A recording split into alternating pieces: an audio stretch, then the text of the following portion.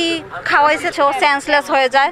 বাকি আরো যারা মেয়েরা আছে এসব ঘটনার শিকার হয়েছে, আমাদের কি ফ্রেন্ডের সাথে এমন একটা সিচুয়েশন হয়েছে, তাও আমাদের দুইটা ফ্রেন্ডের ধারা, ওরা দুইজন মিলে ওরা ট্র্যাপে ফেলাইছে। এইটা মানুষের পক্ষে সম্ভব নয়, একমাত্র জন্তু জানোয়ারের পক্ষে সম্ভব।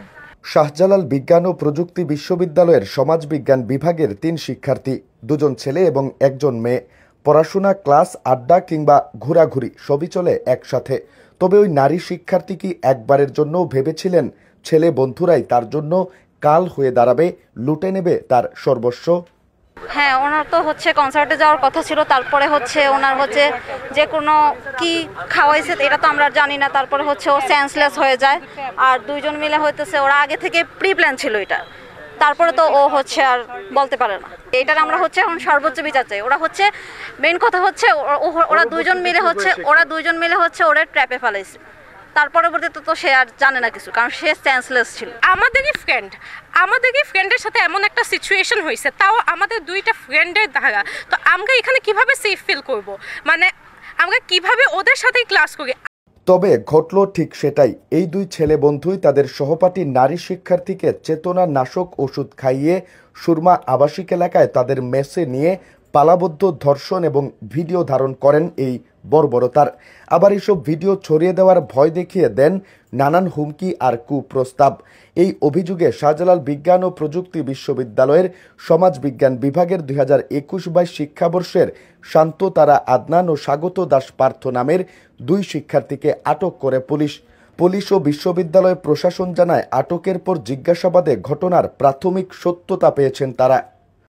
যখন ঘটনাটা যদি ক্যাম্পাসের অন্য কোনো ডিপার্টমেন্টে হতো তখনই আমরা ইনসিকিউর ফিল করতাম, আর সেইখানে ঘটনাটা আমাদের ডিপার্টমেন্টে হয়েছে এবং আমাদেরই চেনা জানা যাদের সাথে আমরা ডেইলি কথা হয় দেখা হয় তাদের দ্বারাই হয়েছে। তো এখানে ইনসিকিউর লেভেলটা বাকি অন্যান্য ঘটনা হলে যতটা না ফিল করতাম তার চেয়ে বেশি ফিল করছি। আমাদের কাছে মনে হয়েছে তারা যেন পেশাজীবী রেপিস্ট, মানে একজন পেশাজীবী রেপিস্ট যেভাবে একটা মেয়েকে দর্শন করার পরেও এভাবে দিবালোকে হাঁটতে পারে, ঘুরতে পারে, ক্লাস অংশগ্রহণ করতে পারে, এইটা মানুষের পক্ষে সম্ভব নয়, একমাত্র জন্তু জানোয়ারের পক্ষে সম্ভব। জানা যায়, গত 2রা মে 2 ছেলে বন্ধুর সাথে নগরীর রিকাবি বাজারে একটি কনসার্টে যান ওই নারী শিক্ষার্থী।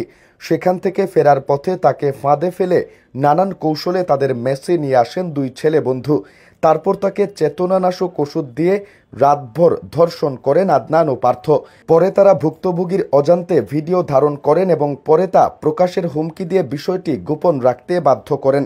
এক পর্যায়ে গত বৃহস্পতিবার বিকেলে বিশ্ববিদ্যালয় প্রক্টর বরাবর ধর্ষণের লিখিত অভিযোগ করেন ভুক্তভোগী নারী শিক্ষার্থী। অভিযুক্ত 2 ছাত্রকে স্থায়ী বহিষ্কার ও সর্বোচ্চ শাস্তির দাবি সাধারণ শিক্ষার্থীদের। তো তারা ঈদের আগে একটা কনসার্টে যাওয়া নাম করে আমরা যেটা ফেসবুক, সোশ্যাল মিডিয়া এবং প্রত্যক্ষদর্শী যারা ছিল তাদের থেকে শুনতে পেয়েছি, সেটা তারা মেয়েটাকে অজ্ঞান করে, যে আমার ছোট বোন ছিল ডিপার্টমেন্টের, তাকে তাদের মেসে নিয়ে যায়। মেসে নিয়ে যাওয়ার পরে তাকে তারা সারা রাত ধরে দর্শন করার পরে সেখানে তারা ভিডিও করে। তো আমরা এর প্রেক্ষাপটে আমাদের বিশ্ববিদ্যালয় প্রশাসন শক্ত পদক্ষেপ নিচ্ছে। আমাদের পক্ষ থেকে 2টা দাবি। একটা দাবি যাতে করে বিশ্ববিদ্যালয় প্রশাসন তাকে চিরস্থায়ীভাবে বিশ্ববিদ্যালয়ে ছাত্রত্ব বাতিল করে, এবং দ্বিতীয় আমাদের যে দাবিটি সেটা তাদেরকে রাষ্ট্রীয় আইনে এমন কঠোর শাস্তি প্রদান করা হয় এবং অল্প সময়ের মধ্যে যাতে বাংলাদেশের জন্য সেটা অনুকরণীয় হয়ে থাকতে পারে।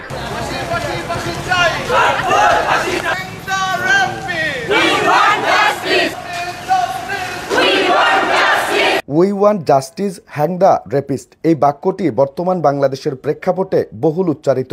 অহরহই ঘটছে ধর্ষণের মতো নেক্কারজনক ঘটনা।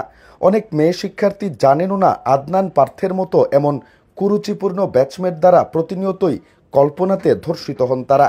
ছেলেদের একটা বড় অংশের আড্ডায় মেয়েদের নিয়ে কি পরিমাণ বাজে শব্দ চয়ন হয় সেটা মেয়েরা একবার শুনলে হয়তো কখনোই পার্থদের মতো ছেলে বন্ধু বানাতো না। আমরা নরমালি জানি ভার্সিটিতে আমাদের কোনো বিপদ আপদে আমরা সিনিয়রের কাছে যাই।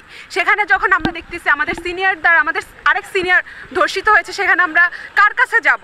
দিন শেষে আমরা এটাই বলতে চাই, উই ওয়ান্ট জাস্টিস। অ্যান্ড একটা মেয়ে যদি বলে নো, নো মিনস নো। একটা মেয়ের পারমিশন ম্যাটার করে। এখানে মেয়েটা যেরকমই থাকুক বা ছেলেটা যাই হোক না কেন। তাই তো এসব ঘটনায় উদ্বিগ্ন সচেতন মহল বলছেন, মেয়েদের বোঝা উচিত তাদের রক্ষণশীল অবস্থান খুব বেশি প্রয়োজন। কারণ ছেলেরা কখনো ধর্ষিত হয় না, ছেলেদের চরিত্র নিয়েও আলোচনা হয় না। ধর্ষণের পেছনে মূলত নৈতিকতার অভাব বা অবক্ষয়, নারীদের সচেতনতার অভাব, দোষী ব্যক্তিদের শাস্তি না দেওয়া, পারিবারিক ও সামাজিক প্রতিরোধের অভাব, নারী পুরুষের অবাধ মেলামেশার সুযোগ, সন্তানের প্রতি পিতামাতার উদাসীনতাকেই দায়ী করছেন তারা। বাংলাদেশে কোনায় কোনায় এরকম বিশ্ববিদ্যালয় এরকম ক্লাসমেট দ্বারা অন্য ক্লাসমেট অসহায় ক্লাসমেট নির্যাতিত হয়ে যাচ্ছে, তারা তাদের নির্যাতনের কথা বলতে পারে না। আমরা একটা এক্সাম্পল ক্রিয়েট করতে চাই যেন তারা তাদের নির্যাতিত হওয়ার কথা বলতে পারে, তারা তাদের সঠিক জাস্টিস পায়। বাংলাদেশে এই কালচারটা তৈরি হোক, আমাদের এটাই চাওয়া। সবকিছুর পর সাধারণ শিক্ষার্থীদের মনে একটাই প্রশ্ন, ওদের মতো ধর্ষকদের বিচার বাংলার মাটিতে হবে তো, নাকি এরকম অনেক নারী শিক্ষার্থী আজীবন বয়ে বেড়াবেন এক অসহ্য যন্ত্রণা? নিবেন্দু তালুকদার, সিলেট ভিউ, সিলেট।